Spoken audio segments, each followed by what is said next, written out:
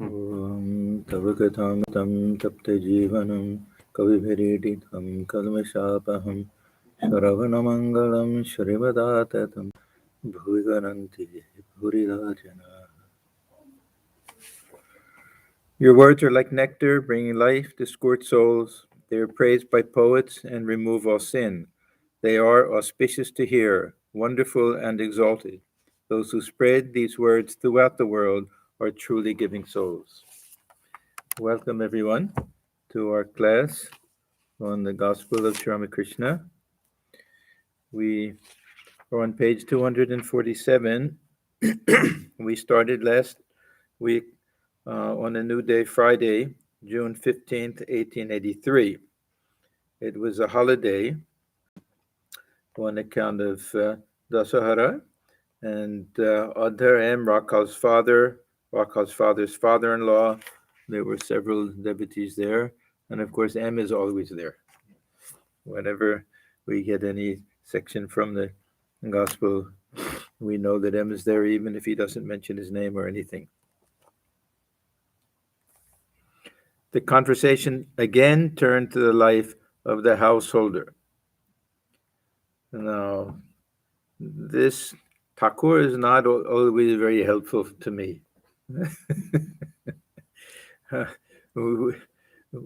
Sometimes he's a little bit strong on the need for renunciation. We'll see in this section, he bounces back and forth a little bit.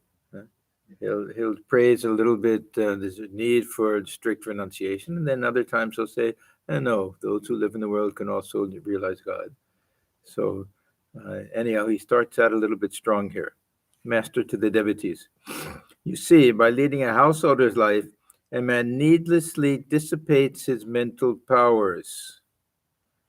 Okay, this is just because the attention has to be given to so many different things, so many different directions, to the family, to the job, society, all sorts of things, whereas the monk doesn't have so many distractions. The monk can direct the mind towards its spiritual practice and towards God. The loss he thus incurs can be made up if he takes to monastic life. This is one of the few times when we see Sri Ramakrishna actually talking about taking up monastic life to the devotees. What does he say? Does he say sannyasa? Yeah.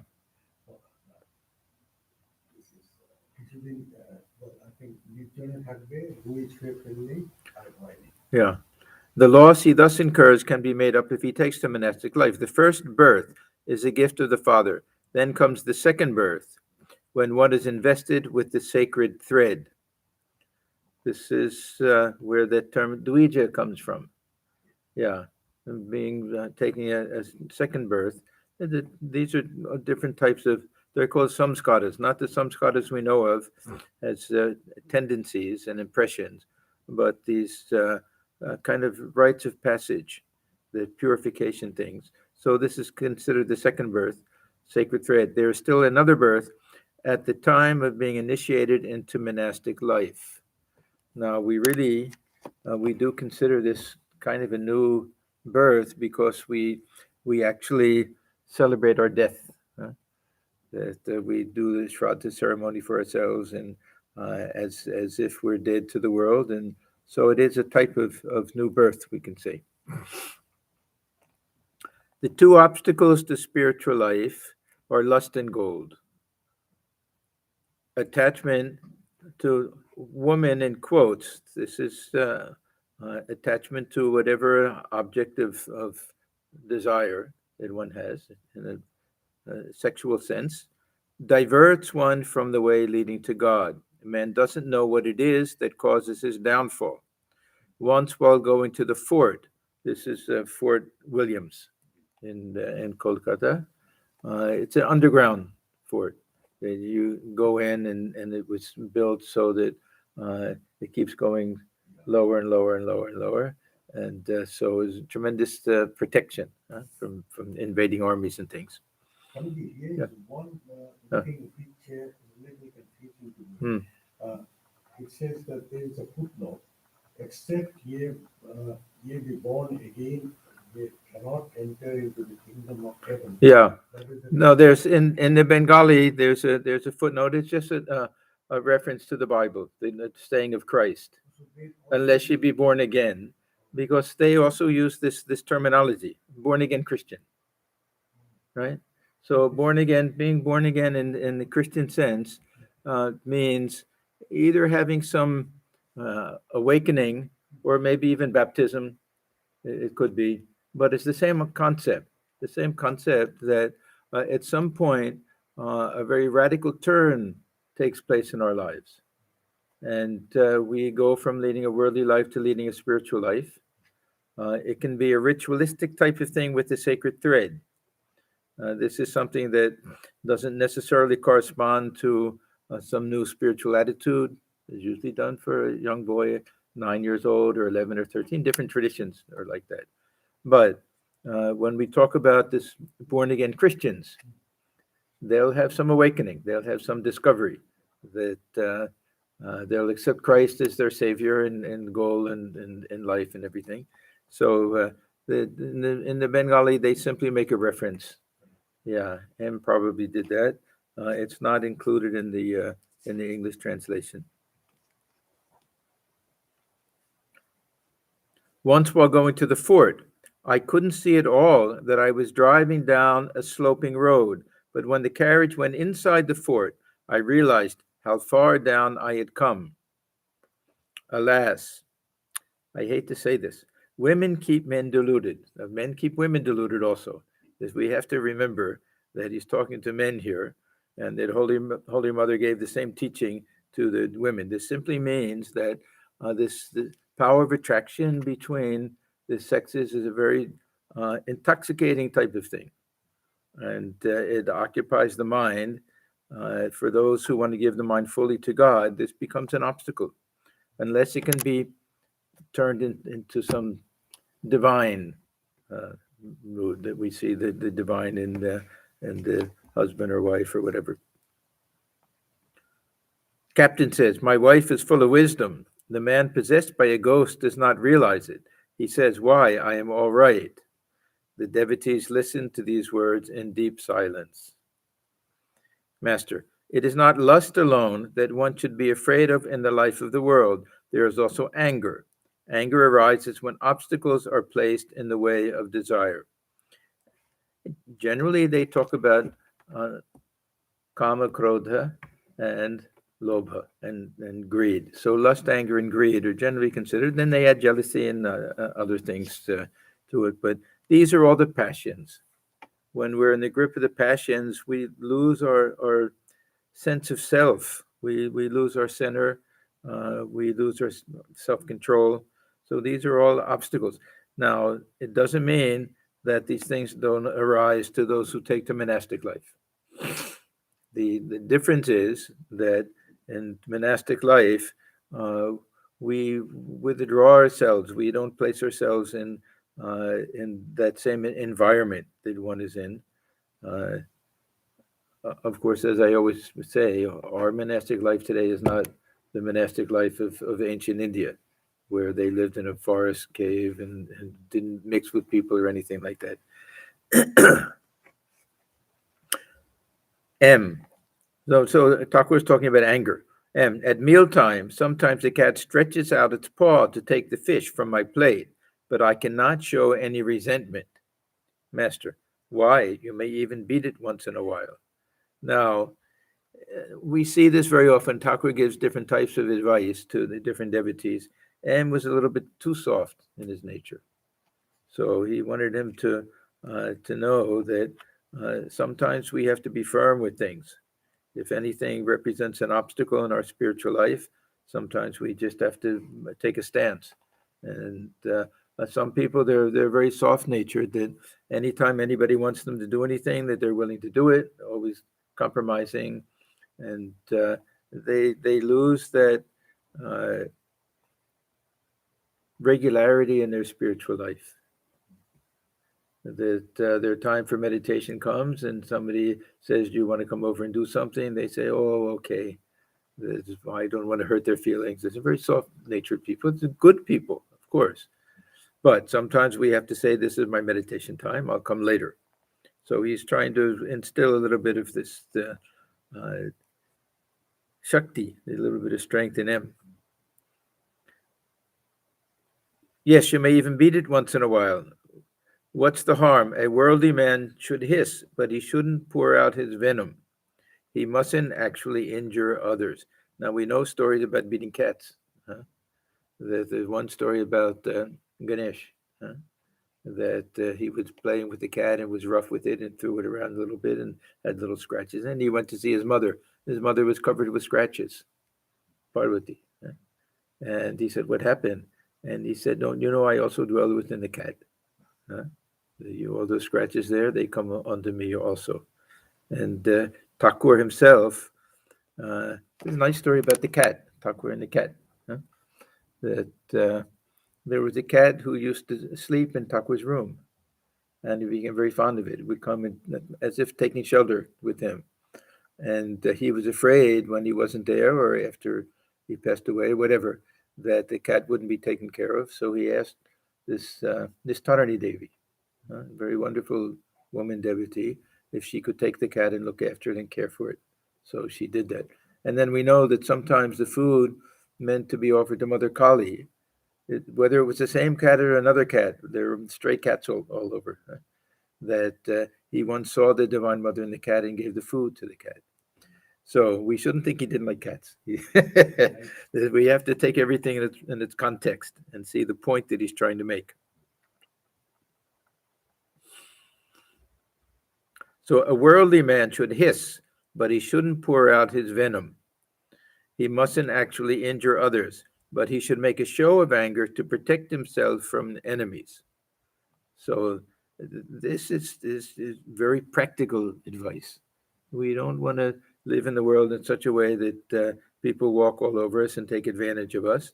At the same time, we don't want to get angry and harm other people or anything like that. So we do a little of this self-protection. Otherwise, they will injure him. But a sannyasi must not even hiss.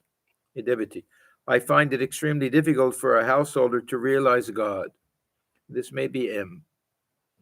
Yeah, we don't know. And it just says, very often when it says a devotee, otherwise he may give the actual name of the person. So sometimes we have to guess. This M himself could be, because M always felt that he was at a great disadvantage. And every household is different, of course. There's some where everything goes very smoothly, very few, but relatively smoothly. And M's household was not like that. He lived in a joint family, and his father had remarried, and his brothers weren't at all spiritual except his younger brother. So he was constantly at loggerheads with the family members. So his life was not very easy that way. And then the child died, and much later another child died, and his wife practically became mad. So his life was filled with difficulties and problems. So I find it extremely difficult for a householder to realize God. How few people can lead the life you prescribe for them. I haven't found any. So what is this prescription? That do all of your duties in the world, but keep your mind fixed on God. Live in the world like the mudfish, that it can be in the midst of the mud, but it won't cling to its body. Live like the maidservant in a rich man's home. He gives so many examples. So I haven't found any, Master. Why should that be so? I've heard of a deputy magistrate named Pratap Singh. He is a great man. He has many virtues, compassion, and devotion to God. He meditates on God. Once he sent for me. Certainly there are people like him. Now, we know that there are literally dozens of devotees of Sri Ramakrishna, householder devotees, who followed his advice and lived like that. And then with Holy Mother, she had so many more disciples. So the very large number of very pious householders. So this is Thakur speaking. The practice of discipline is absolutely necessary. Why shouldn't a man succeed if he practices sadhana? The sadhana, of course, takes many different forms. For Sri Ramakrishna, meditation was always included, meditation, japa, prayer, but it also has this sense of some regularity, having some routine, doing a certain amount each day. This is what he called Vedhi Bhakti, that following some prescription, Vidhi. Vidhi, we get this word, Vedhi or Bodhi Bhakti. So he always emphasized that. We think he's always saying that nothing happens except by the grace of God. Then where is this room for all of this spiritual practice? We have to do that in order to be able to access that grace, to be able to appreciate it, to know that it's ever present. But he doesn't have to work hard if he has real faith in the Guru's words. So we're seeing all of these different kind of footnotes to things that we have to work very hard to realize God, that we have to struggle and everything. But those who have the very simple faith, then they don't have to do so much. Once Vyasa was about to cross the Jamuna when the gopis had arrived there, wishing to go to the other side, but no ferry boat was in sight. They said to Vyasa, "Revered sir, what shall we do now?" "Don't worry," said Vyasa, "I will take you across. But I'm very hungry. Have you anything for me to eat?" The gopis had plenty of milk, cream, and butter with them. Vyasa ate it all. Then the gopis asked, "Well, sir, what about crossing the river?" Vyasa stood on the bank of the Jamuna and said, "Oh, Jamuna, if I have not eaten anything today, then may your waters part, so that we may all walk to the other side." No sooner did the sage utter these words than the waters of the Jamuna parted. The gopis were speechless with wonder. "He ate so much just now," they said to themselves, "and he says, 'If I have not eaten anything.'" Vyasa had the firm conviction that it was not himself, but the Narayana, God who dwelt within his heart, that had partaken of the food. Thakur tells this story on many different occasions. Yeah, we wonder about truthfulness, and we don't realize that truthfulness involves speaking according to the actual facts, spiritual facts of life. If I eat something, I say, "I've eaten." Is it true or is it not true? It depends, of course. We may say, "Well, don't be so picky." Of course, it's true. If you've eaten, you've eaten, and don't get fancy and pretend that you're a God-realized soul and everything. That we don't have to go around saying that God dwelling within me partook of the food, or that this hand picked up the food and put it in my mouth, and my mouth chewed and everything. We don't have to go that far. But there are some times when truthfulness really means dwelling within the self, that we have to understand it that way also. Yeah, there was a time, well, we know that generally Thakur didn't like to use the word I or refer to himself. He would say this place. Maybe. But there was a period when he wouldn't use the word I at all. And was it Hriday? Hriday said to him, that why do you do all of this? Let other people pretend to do that. They have their ego. You have no ego anyhow. Well, you don't have to bother with all these things like that. Mathur Babu said it. Oh.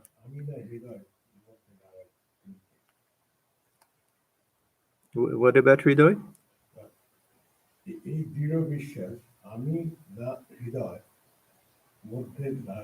No. That's maybe the other way. No. The heart, right? Yeah, don't interrupt too much. There are people watching down there who don't know what you're talking about. That has nothing to do with Hriday. Yeah. Okay. Shankaracharya was a Brahmagyani to be sure, but at the beginning he too had the feeling of differentiation. Now, I'm going to take exception with this. That there are all these stories that are meant to explain how Shankaracharya composed different hymns. And they all make him look a little bit bad. And the real Shankaracharya that we know was a illumined soul and Nitya Siddha, and Thakur always includes him as a Nitya Siddha, as perfect from birth, God realized soul, special soul. So when we hear all of these things, these are meant to explain these different hymns that there are always stories connected with the hymns, like Bhaja Govindam, an old man reciting this rules of grammar. So Shankaracharya took pity on him, and he said, "You should be worshiping God. Why are you doing?" So there are always stories connected with them. I don't think Thakur really felt that in the beginning he was covered with ignorance or anything like that. But it's part of the tradition that that these incidents took place. He didn't have absolute faith that everything in the world is Brahman. Now, this is a slightly different thing, that his emphasis was more on look upon this world as unreal. Look upon this world as the object and ourselves as the subject, to make this distinction between the seer and the seen, that which is permanent, that which is changing. This world is constantly changing, to make a distinction like that. He didn't emphasize so much this Vijnani point of view that everything is a manifestation of Brahman. He emphasized the other, but he accepted it. This is a little bit similar to what we understand about Totapuri. Now, he was a God-realized soul. He had his samadhi and everything, but he also didn't accept too much this idea that the Brahman has this divine power, everything is a manifestation of the Brahman, except he didn't accept this idea of Maya and Shakti the same way that Sri Ramakrishna did. And he had to have some later experience in order for that to take place.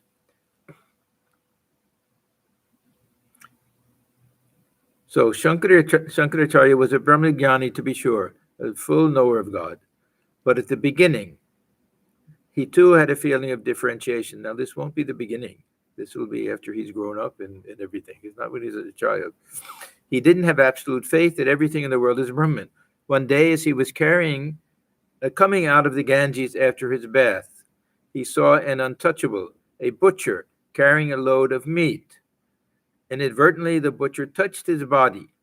Now, any Orthodox person, first an untouchable, then meat, and everything, you'll immediately have to take another bath in the Ganges. You'll be considered impure. They have all these strict rules about these things. For a Brahmajnani, it shouldn't make any difference. So sometimes these Brahmajnanis, they also make little mistakes. There's one time when Totapuri, he's talking to Sri Ramakrishna that about everything being divine, see Brahman in all things, everything, and then was it Hridoy, maybe Hazra? Somebody came up and in front of that sacred fire, he wanted to take a little of the firewood to light his tobacco for a smoke. Totapuri got furious.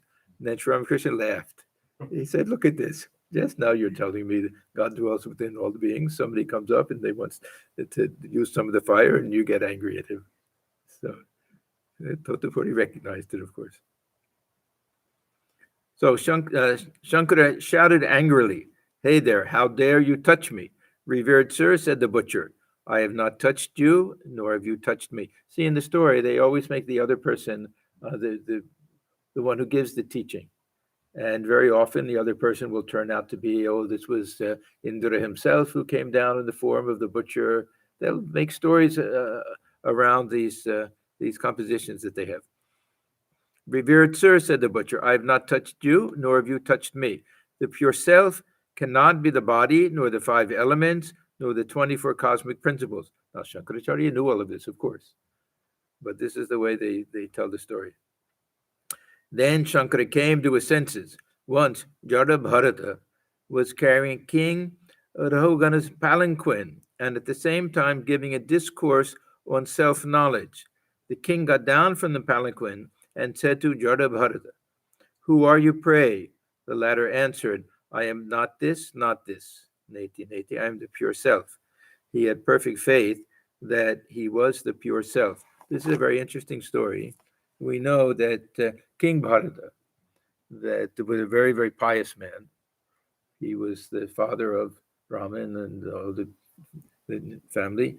And towards the end of his life, he went into the forest, as they were supposed to, give up the kingdom and everything. He went into the forest to do spiritual practices. And there was a deer that lived in the forest that used to come. And he started to feed the deer, and he got very attached to the deer. He loved this deer. And the belief is that at the moment of death, whatever thought comes to the mind will determine the next birth. So at the point of death, what came to his mind was the deer. He remembered the deer, and they say he was born again as a deer in the next lifetime. Now, this doesn't mean that he has to go through every other life as a deer, as a dog, a cat, a cow, all of these things, and then human birth and all of that. It was just a little blip. Huh? So the next time when he was born, because he had such good samskaras, and he was really a highly realized soul. When he was born, he remembered the previous life, and he resolved not to get attached to anything. So he resolved never to speak. So people thought he was an idiot. And they call him Jada. Jada means inert. Jada Bharata was the same King Bharata after taking birth as a deer and then taking birth again as this simple looking person who was really a sage. And he was so simple that one of the bears fell ill or something. They saw him sitting there, so that they grabbed hold of him and made him become a bear. There's a beautiful text, Sanskrit text. I forget the name of it. One of the small little prakaranas, very nice text with all the teachings of Yadabharata. And then he was giving a discourse. Yeah, so they're wondering who is this simple person, and he's spouting these words of knowledge, and that discourse that he gave is a little text. We should find it sometime and read it. Very nice and beautiful. Advaita Vedanta text like that. So he had perfect faith that he was the pure self. I am he, I am the pure self. That is the conclusion of the Jnanis. Now, Thakur never likes to make a competition between the Jnanis and the Bhaktas, those following the path of wisdom, those following the path of devotion. But he'll always say that this is the conclusion or this is the attitude. Very often he'll use that term. This is the attitude of those following the path of knowledge. He says, but the Bhaktas say the whole universe is the glory of God. Who would recognize a wealthy man without his power and riches? Now, the Bhakta for Sri Ramakrishna is not somebody who is following a path separate from the Jnani. We can almost say that in Sri Ramakrishna's mind, that those who have the attitude of the Bhakta really are the big Jnanis. That these are the ones who, after, and they don't have to necessarily do it, but some, after denying the world, after trying to say everything is changing and fleeting and insubstantial and just a source of temptation, and I want to avoid it and all of that, and they realize the nature of the self, then they see everything is filled with God, everything is a manifestation of God. So they rejected, and then they accepted, they see it in a new light. The Bhakta also accepts everything, but can accept everything at the beginning. For the Jnani, after having that highest realization, after that. So that's why the Vijnani for Sri Ramakrishna can be either a Jnani or a Bhakta. That they live in the world with either this ego of devotion or this ego of knowledge. So he always mentioned Shankaracharya, that he kept his ego of wisdom, ego of knowledge, that meant that his sense of identification was with the divine. I am he. I am one with the Brahman. And the devotee lives in the world with a sense of identification through a relationship. I am a child of God, or any of the servant of God, any of the relationships. But they both see everything as divine. They see divinity everywhere. The Jnani can see the divine self within all beings, but look upon this covering as part of Maya, and say, no, I know you're not the body, mind, senses. I'm not the body, the mind, the senses. I'm that pure self within. The Vijnani says this is also true, the divine self within, but even these coverings are divine. So Sri Ramakrishna had two different moods. Sometimes he would say, I see that Brahman has become all this. My mother has become all of this, all the manifestation of the divine. Other times he would say, I see that divinity peeping out. I see that divinity dwelling within everything, as if a pillow inside of a pillowcase. That means he's not seeing the pillowcase as divine. He's seeing the pillow. He's seeing God dwelling within, not the body, mind, senses. Other times he'll say, but all of this is a manifestation of the divine as well. So for him, both are true. Everything is the glory, the Aishwarya, glory of the Divine Mother, and at the same time, Mother herself dwells within each being as the real self. And at the same time, when that little feeling of ego is there, then I feel that Mother is there and I'm there also. That both are there present. That's the relationship. That's the eye of the bhakti, the eye of devotion that the Vijnani keeps, who follows the path of bhakti. So, I am he, I am the pure self. That is the conclusion or the attitude, we can say, of the Jnanis. But the Bhaktas say the whole universe is the glory of God. Who would recognize a wealthy man without his power and riches?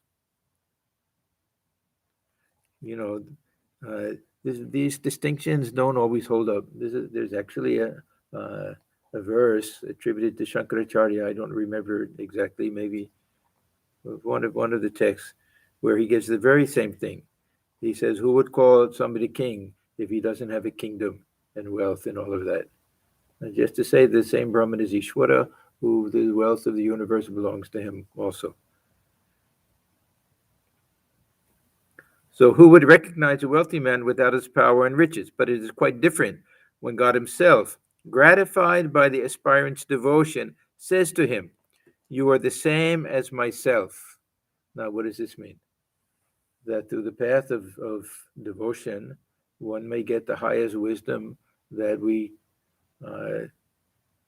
attribute to the path of knowledge, the knowledge of the oneness of the self,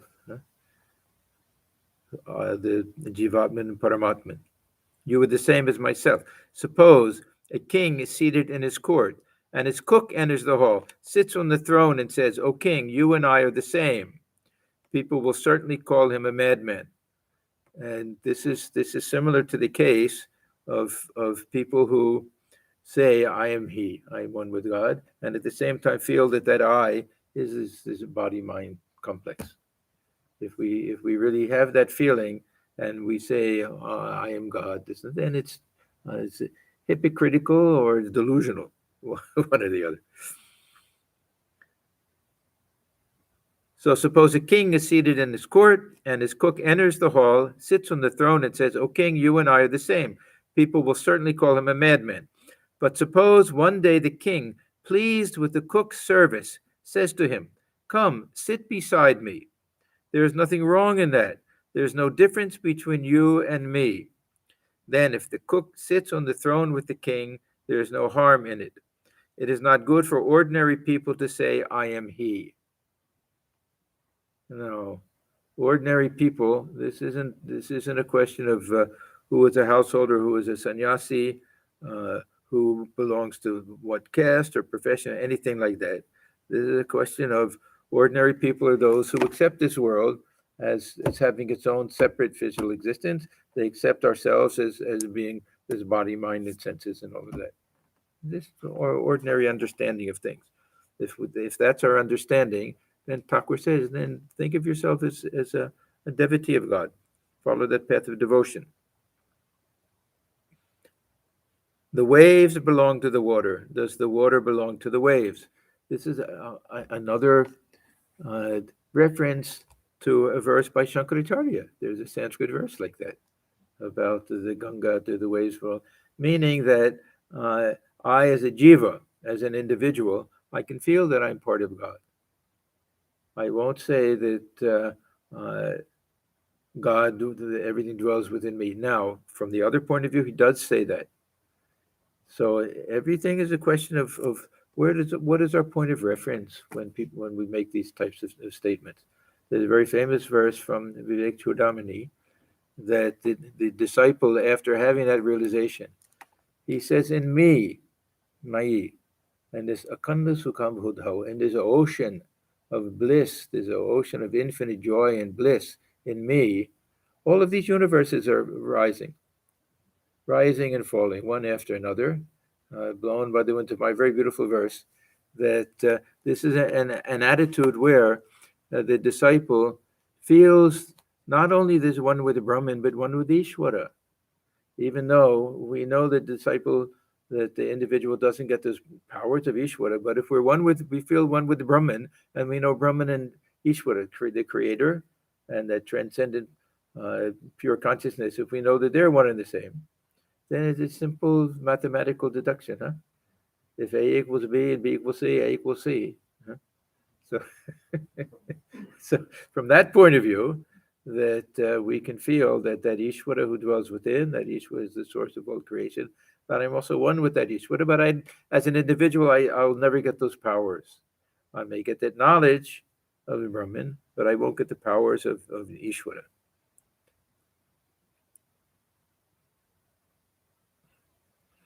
The upshot of the whole thing is that no matter what path you follow, yoga is impossible unless the mind becomes quiet.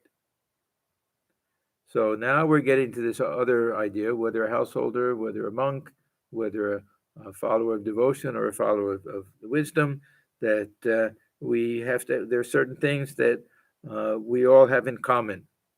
We all have the same human makeup and this the same mind and senses and everything, that so we'll all have these problems in common, and we'll all have different things that we have to learn in common.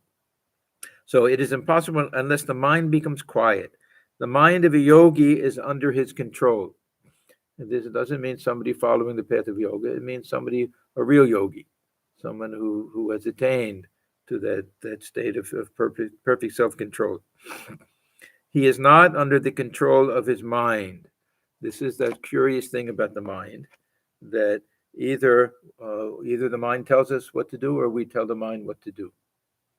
And in most cases, of course, it's a mixture. In some instances, we're able to tell the mind, because his mind will push us in a certain direction, and that means the mind that's motivated by desire and by attachments and by the passions, all of that lower mind. And when we say that I have control over the mind, it simply means the higher mind, that higher element of the mind that bases everything on some type of discrimination and analysis and higher point of view, and looking at the teachings of these great souls and the examples that we have.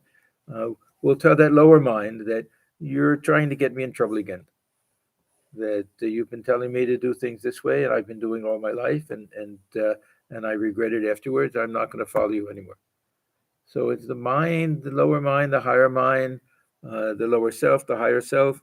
There are all different ways of trying to understand it, but we have these two elements within ourselves, that the mind is thinking, and I'm observing the mind that's thinking, and that intelligence, and buddhi, if we want to say, manas and buddhi, that higher intelligence that's watching, not just the sakshan, not just the witnessing consciousness, but the discriminating faculty, should have the power to say that I know that I'll enjoy this, but I'm better off not doing it or postponing it. So I'm going to I'm going to exert my willpower, and I'm not going to do it. This is the yogi. Yogi has that ability to do that, even to the point where he can control what thoughts come into the mind. For us, it's enough if we can keep from acting on these things.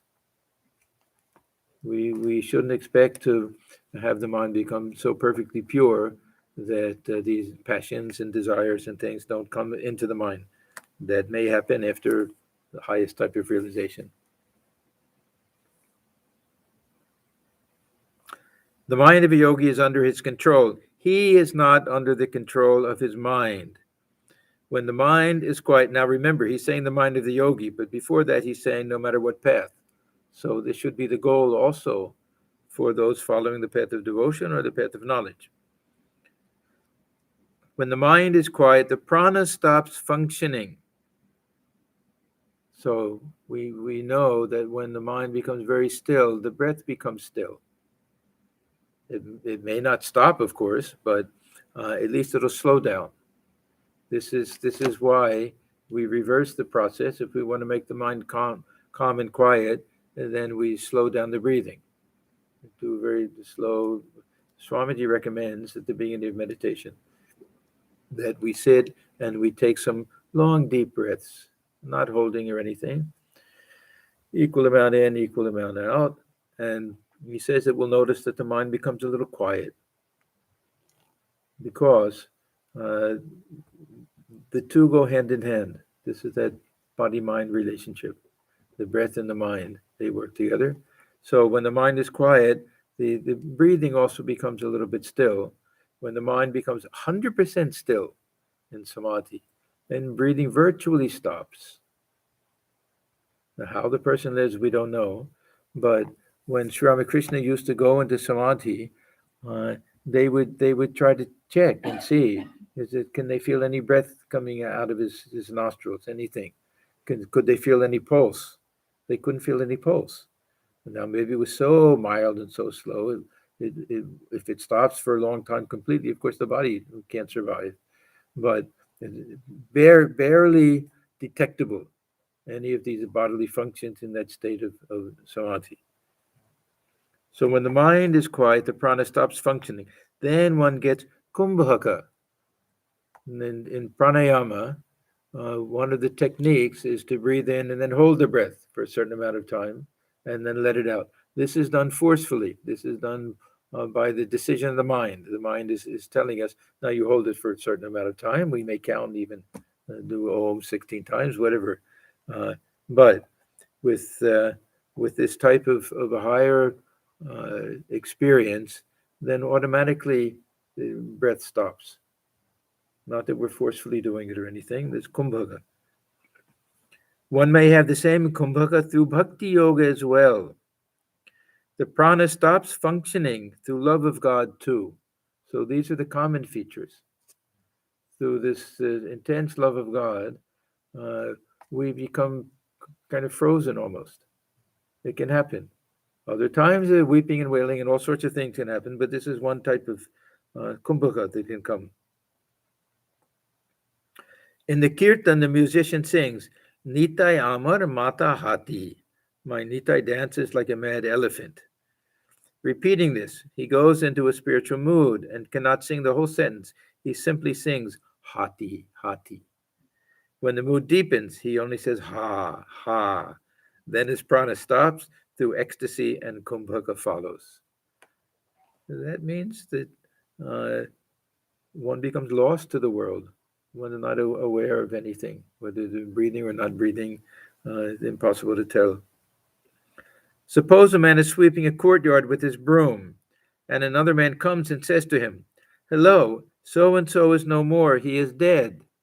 Now, if the dead person was not related to the sweeper, the latter goes on with his work, remarking casually, that's too bad, he is dead, he was a good fellow. The sweeping goes on all the same, but if the dead man was his relative, then the broom drops from his hand. He exclaims, and he too drops to the ground. His prana has stopped functioning. So he'll swoon, he'll have some fainting or something. He can neither work nor think. Haven't you noticed among women that if one of them looks at something or listens to something and is in speechless amazement, the other woman says to her, What, are you in ecstasy? Huh? What is it? Bhavlechi. Yeah, are you in ecstasy? In this instance, too, the prana has stopped functioning, and so she remains speechless with mouth agape. It will not do merely to repeat, I am he, I am he. There are certain signs of a jnani. Narendra has big protruding eyes, pointing to a devotee. He also has good eyes and forehead. Yet Thakur, he had this ability or belief that there was a certain manifestation in the body of internal attitudes. So those who had certain signs, he could recognize that they were fit for a certain path. Now, Thakur, he is a man of infinite moods. Sometimes he sees things in a different light. He would often say, look at Narendra, look at his eyes. He has the eyes of a bhakta. He has the eyes of a lover of God. Huh? So he would see both, depending on his point of view. And it was true with Narendra, Swami Vivekananda, equally lover of God and equally man of perfect wisdom. Huh? Both were there. And we look at his eyes and we wonder, what power lies behind those eyes? What vision lies behind those eyes?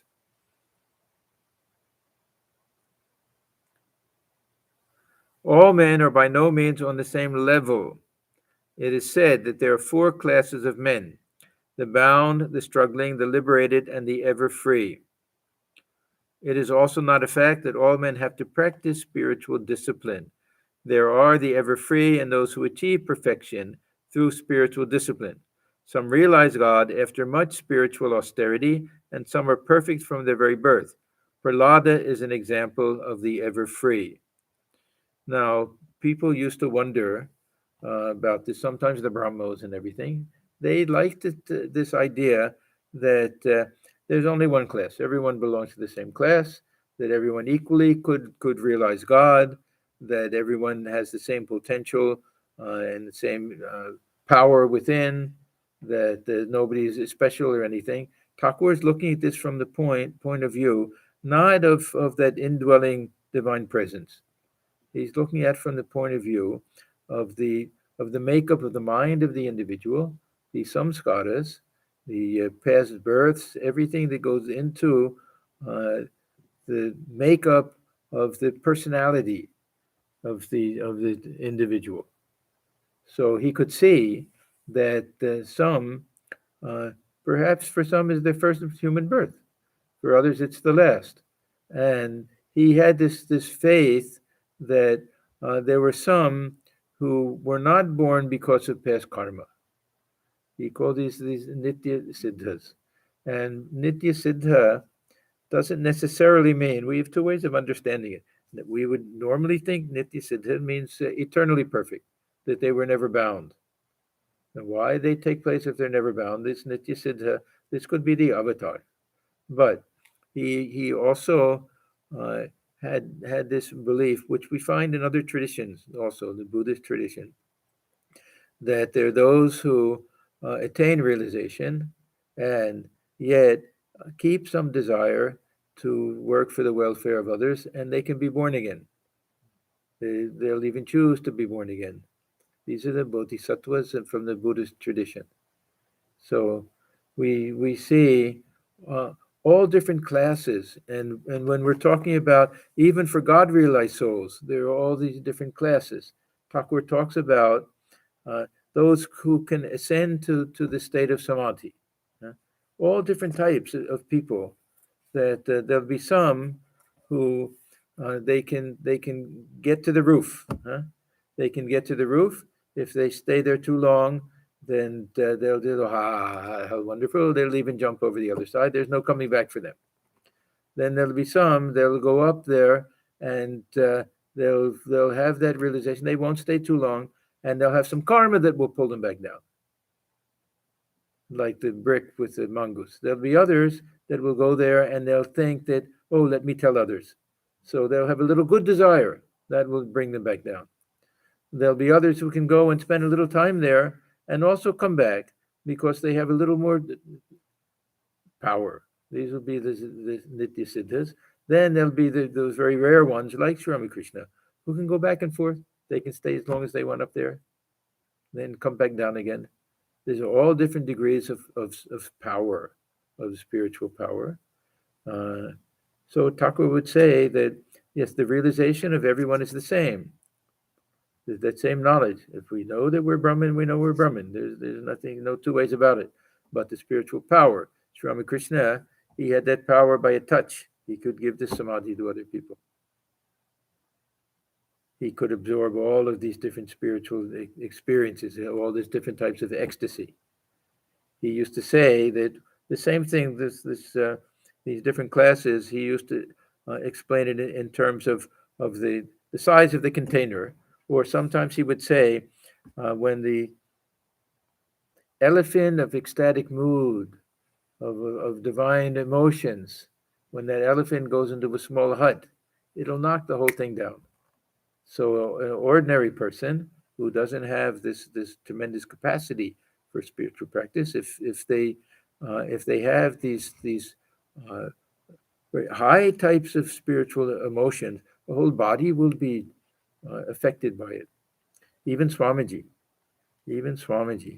when he was in Amarnath, when he had that experience of Shiva, seeing Shiva in the image, that even he, the heart was expanded, the blood clotted in his eye, all things, his physical health was affected by that. So somebody as great as him, if that spiritual emotion is so great, then it can really wreak havoc on the health and the body.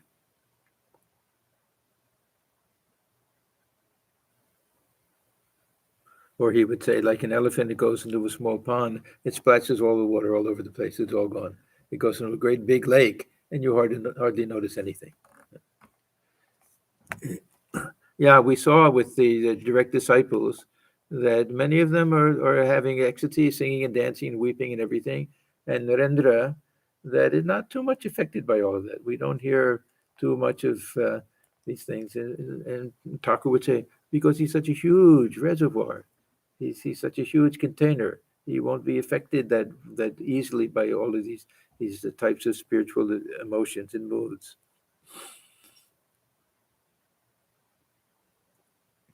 Eternally perfect sages, so these were the Nitya Siddhas, like Prahlada, also practice meditation and prayer. Oh, now let me go back to this about some don't have to do spiritual practice.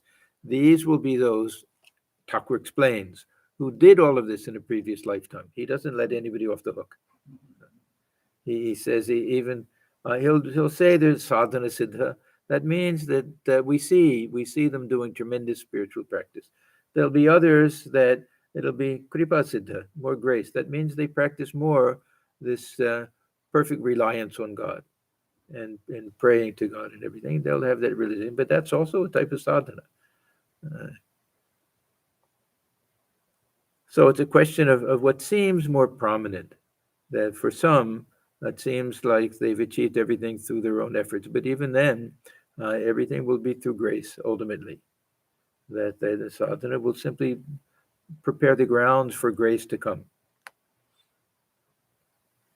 Eternally perfect sages like Prahlada also practice meditation and prayer, but they have realized the fruit, God vision, even before their spiritual practice. They are like gourds and pumpkins, which grow fruit first and then flowers. This is how Thakur explained his direct disciples, whom he called these ever perfect Nitya Siddhas or Ishvara Kotis, that when we see, say, Rakal, Swami Brahmananda, doing such intense meditation, uh, locking himself in a little hut in Vrindavan day after day after day. Why did he do that? Did he need to do all of that? He had that realization first through Thakur's grace and being a perfect soul. He had that first, and then afterwards they do all of that. He said to get established in Samadhi. And second reason we understand is to set an example, so that we know that the spiritual practice is something necessary. So Thakur used to say that we see the fruits first, and the flower first, and then the fruits later. And normally the flower has to come, and then it'll drop off, the fruit will come.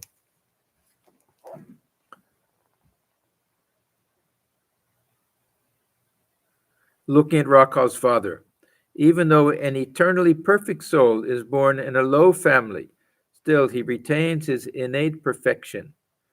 Now, normally he tries to get on the good side of Rakal's father. I don't know why he says this, but he cannot do anything else. A pea germinating in a heap of cow dung still grows into a pea plant because his father was a worldly man. He was a worldly man, but Rakal, he'll develop into what he is. Because he had that inner stuff. He had these samskaras. He was an eternally perfect soul. God is given to some greater power than to others. So this is exactly what he's saying. Some of us are at the beginning stage, some are at the very end.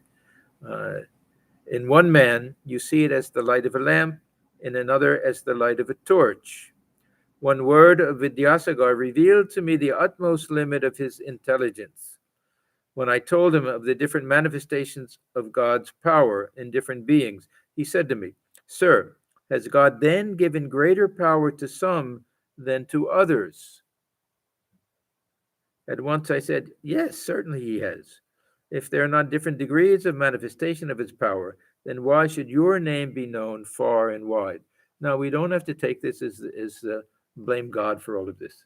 That God decided, oh, let me give some to him and not to him. This is all because of our innate tendencies, what we're born with, that power that we're born with, through what we've done in previous lifetimes. You see, we have come to you. This is Thakur telling Vidyasagar. We have come to you after hearing of your knowledge and compassion. You haven't grown two horns, have you? With all his fame and erudition, Vidyasagar said such a childish thing as has God given greater power to some than to others. The truth is that when the fisherman draws his net, he first catches big fish like trout and carp. Then he stirs up the mud with his feet, and small fish come out, minnows, mudfish, and so on. So also, unless a man knows God, minnows and the like gradually come out from within him. What can one achieve through mere scholarship? So this is the end of that day. We should remember that when Thakur is talking about the householder life and the difficulties, it's not anything against the householder himself or herself. It's about the challenges and obstacles that one faces in the world with family relationships, with a job, with trying to earn money, with fulfilling obligations in society. The monks are free from that. This is an advantage that they have. Sometimes obstacles are good for us, and we learn from them. So it's not that their householders are second-class citizens. We're going through Swamiji's lecture. Each is great in his own place. Last Sunday and this Sunday. So Thakur never means to make that classification that one is better than the other. They have two different ways of living in the world, two different sets of challenges. He praises the householder who can lead a spiritual life while doing all of his duties, and he criticizes the monk who leads a lazy life, carefree life, and doesn't do spiritual practice. So it's all a question of to what extent can we live up to the ideal of the ideal householder and the ideal monk. Okay, let us stop here. That's actually the end of that day. We'll begin next time, page 249, Sunday, June 17th, 1883. Om Niranjanam Nityamanantarupam Bhaktanukam Bhatadavikraham Ishavataram Parameshamidhyam Tam Ramakrishnam Shirasa Namama. We bow our heads before Sri Ramakrishna, who is stainless, of infinite nature, whose heart melts in sympathy for his devotees, who is an embodiment of the divine and the Supreme Lord, and ever worthy of our worship. Om Shanti, Shanti, Shanti. Peace, peace, peace be unto all.